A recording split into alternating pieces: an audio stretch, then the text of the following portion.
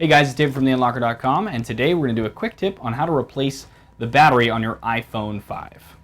Okay, so here we have the iPhone. It's an iPhone 5, obviously, and it hasn't been holding a charge, so that's why I'm actually going to change the battery. So first thing you need to do, obviously, is buy the battery. I went on Amazon. I'm a little concerned because the battery was extremely cheap.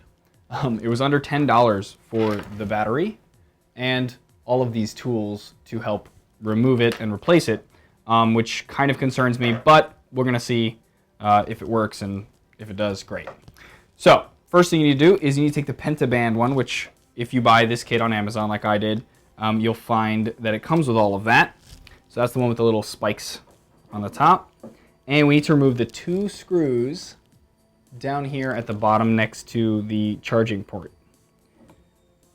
So let's do that. Okay, once you get those 2 screws out, be sure to put them somewhere where you'll be able to find them later, like on a plastic bag or a piece of paper. And then you're going to take the suction cup and stick that firmly onto the screen as best as you can. And then we're going to use the little divider tool that they have, and we've got to try to pull this up.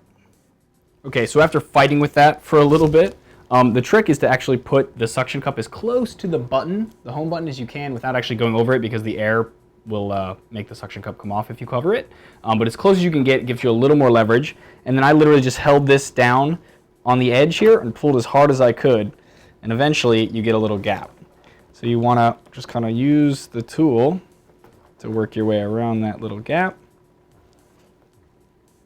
And twist it a little bit till it comes up. So you want to pull this now up, but do not try to pull it back further than about that. This has some connectors in it, and if you try to do that, it'll just rip them. So you don't want to do that. Okay, once you have it like this, we're going to take the little Phillips screwdriver and remove the battery cable cover. Okay, now after getting those out, and by the way, I ran into my first hitch with using this cheap battery kit, was that the screwdriver didn't fit.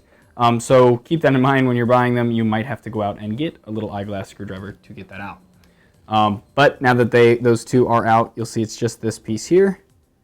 So I'm just going to try to get him out as easily as I can. And put that to the side. And you'll see that the battery actually came disconnected already when I did that. And after working on the right side of this with the plastic tool for a while, because you'll realize it is glued down, it'll eventually pop out. Once that's out, obviously we need to do the opposite, put in our new battery, and try to get the cable into the side here so you can connect the battery connector,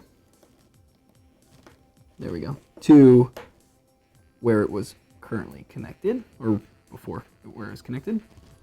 And then we just work backwards. So now we're going to put this guy back on.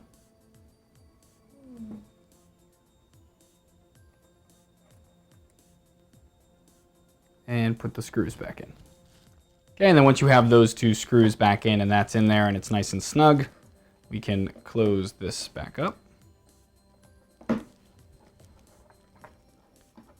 Just make sure it all lines up. Check to make sure that none of these came unconnected, by the way, before you do close it. Actually, it's probably a good idea. And then slide it back together. And we'll take a little bit of pressure to do that, obviously.